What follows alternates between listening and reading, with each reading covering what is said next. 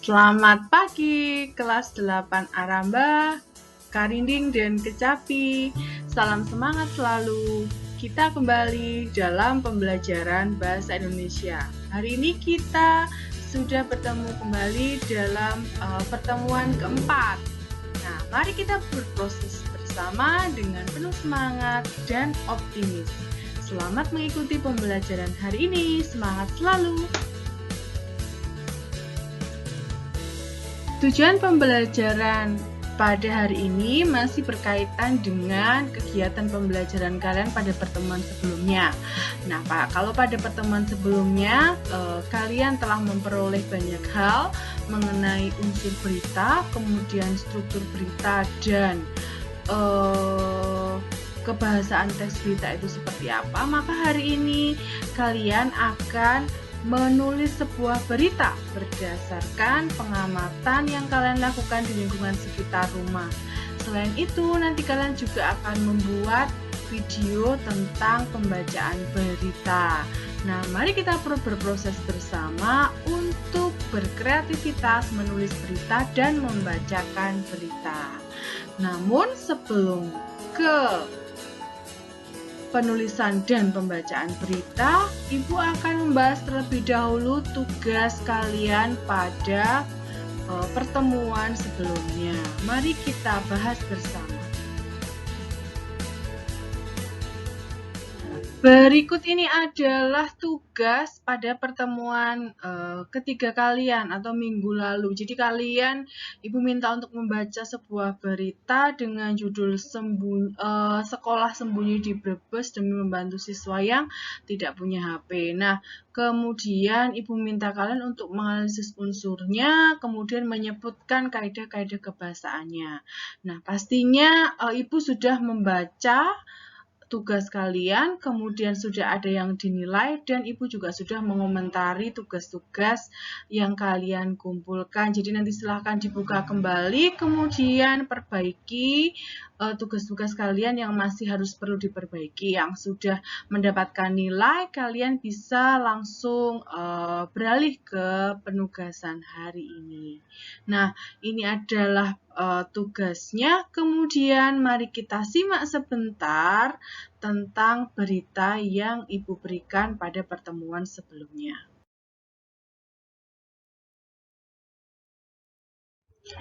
Silakan baca sebentar tentang berita yang Ibu berikan pada pertemuan sebelumnya. Kemudian pahami kembali isinya supaya dalam pembahasan yang akan kita lakukan hari ini kalian bisa menangkap dengan baik pembahasan tersebut dan kalian bisa memahami hal apa saja yang masih kurang dalam tugas kalian dan apa saja yang harus kalian perbaiki, atau bagi yang sudah benar semua, kalian lebih mantap dengan pembahasan seperti ini meskipun kita tidak tatap muka secara langsung. Silahkan dibaca kembali.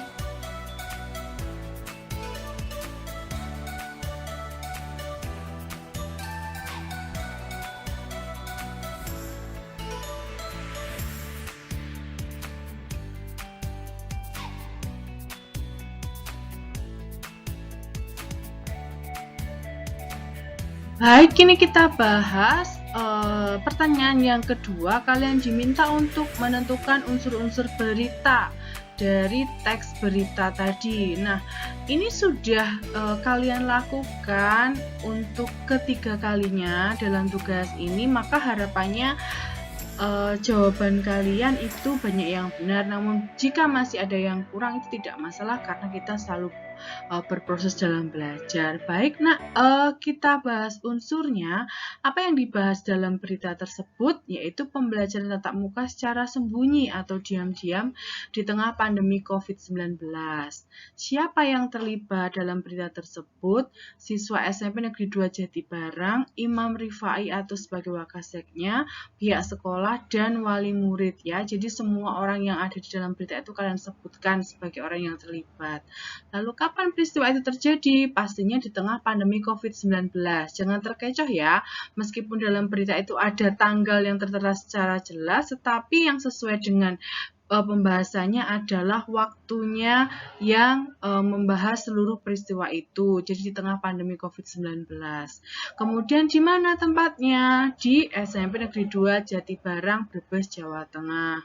Terus mengapa peristiwa itu terjadi? Jelas tertulis di sana karena desakan dari sebagian besar orang tua atau wali murid yang meminta agar pihak sekolah membuka kembali kelas untuk belajar secara tatap muka ya, karena ketersediaan jaringan internet di tempat tinggal siswa itu tidak memadai dan masih ada 10-15% yang tidak memiliki HP ya. Nah, lalu bagaimana pelaksanaannya? Mudah ya, di sana sudah dijelaskan dari awalnya siswa tidak diperbolehkan mengenakan seragam saat berangkat sekolah.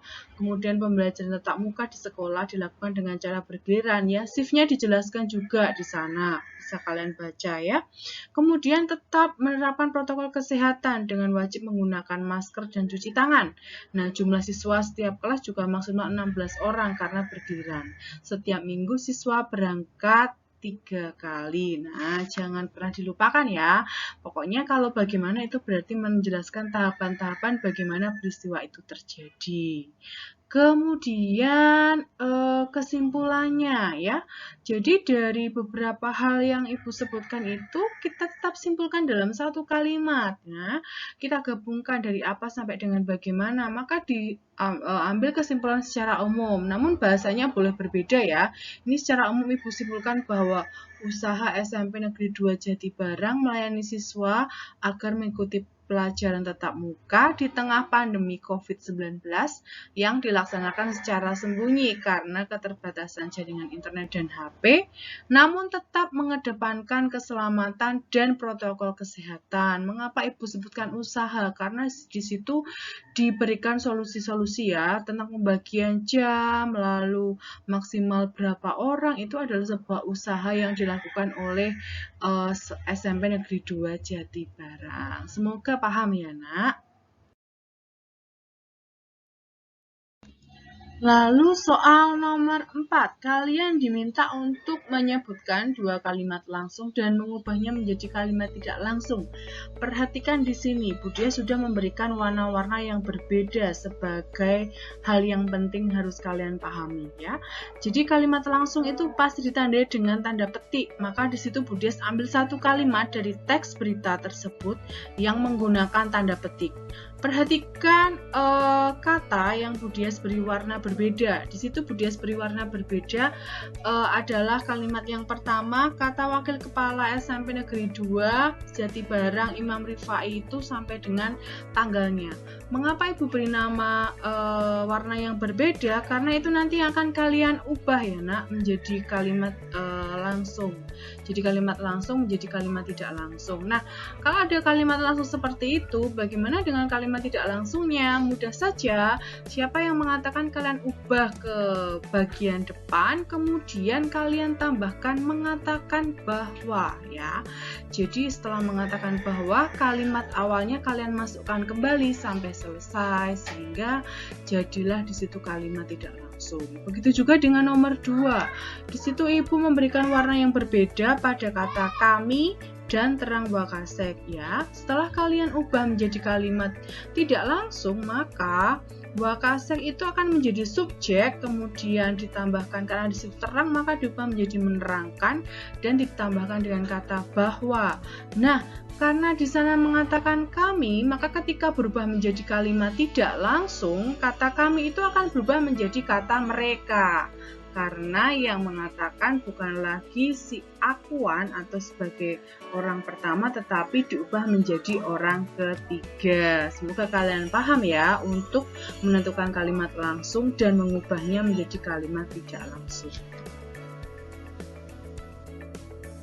Kemudian kalian juga Ibu minta untuk menyebutkan 2 kalimat yang menggunakan konjungsi temporal.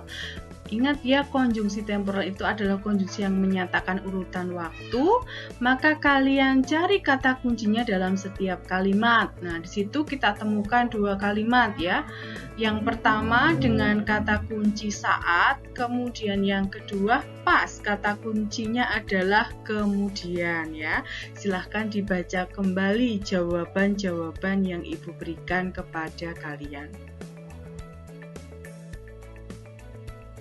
Soal yang nomor 4C, kalian diminta untuk menyebutkan 3 kalimat yang menggunakan keterangan waktu. Jelas di situ ambil kalimat yang ada keterangan waktunya ya. Di situ Ibu ambil 3 kalimat.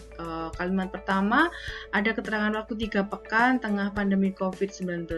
Kemudian pada kalimat kedua ada keterangan waktu Rabu 4/8/2020, kemudian ada pukul 7, 9.30 sampai 11.30, yaitu adalah keterangan waktu. Lalu yang 4D, kalian diminta untuk menyebutkan 3 kalimat yang menggunakan keterangan tempat. Nah, jelas di situ di sekolah ini, di daerah ya, kemudian ada SMP Negeri 2 Jatibarang, atau misalnya kalian menyebutkan kembali misalnya SMP Negeri 2 Jatibarang pada jawaban 4C itu juga boleh. Yang penting menyatakan tempat. Kalau diawali dengan kata depan di itu pastinya menyatakan keterangan tempat. Kemudian 2 kalimat yang menggunakan kata kerja mental ya. Jadi kata kerja yang sudah membutuhkan pemikiran, dipikirkan terlebih dahulu. Di situ Ibu memberikan contoh menurut. Kalau menurut itu kan berarti sesuatu yang sudah dipikirkan dan tidak dikatakan. Jadi menurut itu adalah kata kerja mental. Kemudian menerapkan. Kalau akan menerapkan sesuatu pastinya juga sudah dipikirkan. Maka di situ juga menggunakan kata kerja mental. Maaf kalimatnya tidak Ibu baca ya. Silahkan kalian pahami satu persatu dengan kata kuncinya yang menjadi pedoman kalian untuk belajar.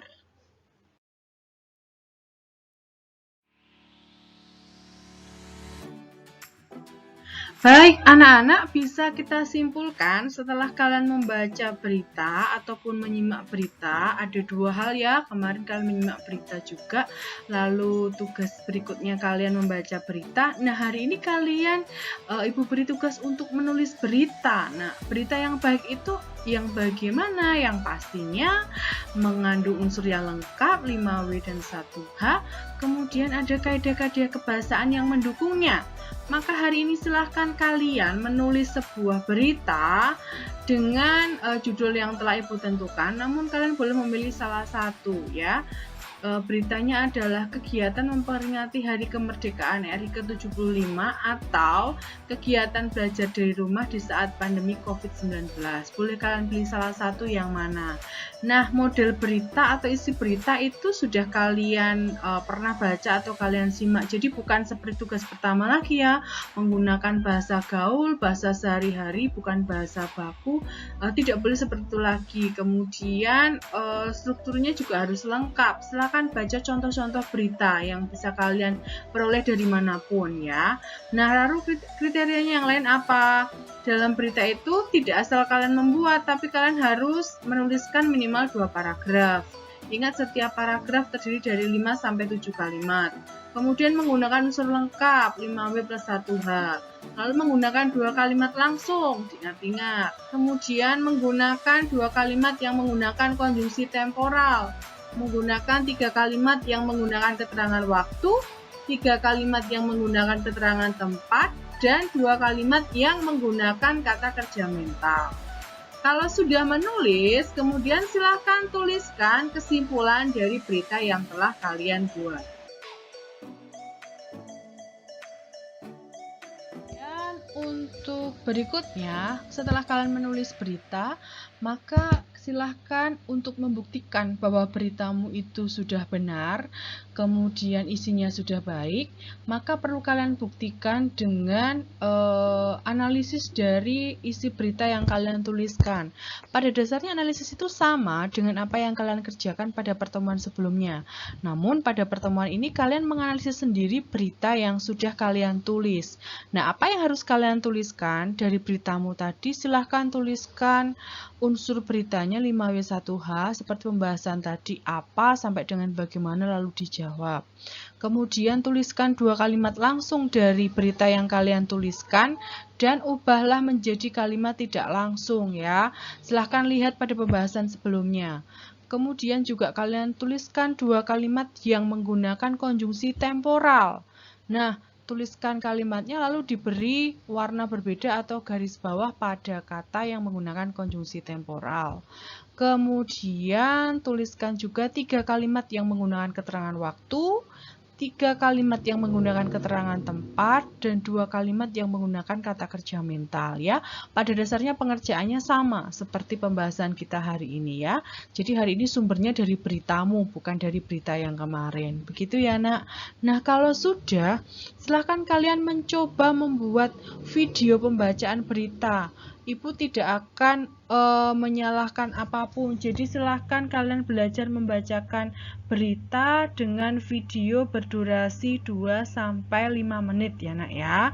Silahkan pahami beritamu, lalu silahkan bacakan isinya dengan merekam suara dan muka kalian ya.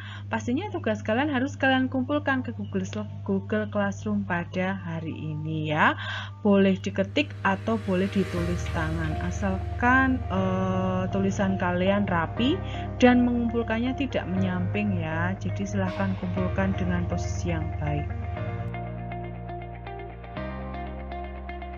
Baik, untuk pertemuan berikutnya Jumat 28 Agustus 2020, Ibu akan menyelenggarakan ulangan harian untuk kalian dengan materi unsur berita, kaidah kebahasaan, menyimpulkan berita.